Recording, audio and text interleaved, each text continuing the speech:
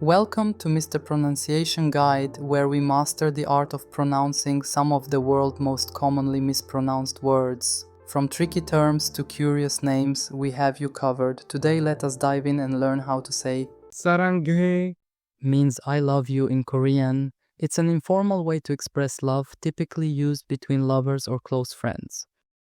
Saranghae, Saranghae, Saranghae, Saranghae, Saranghae, Saranghae, Saranghae, Saranghae, Saranghae, Saranghae, Saranghae. Check out more videos on pronouncing tricky words and names with confidence.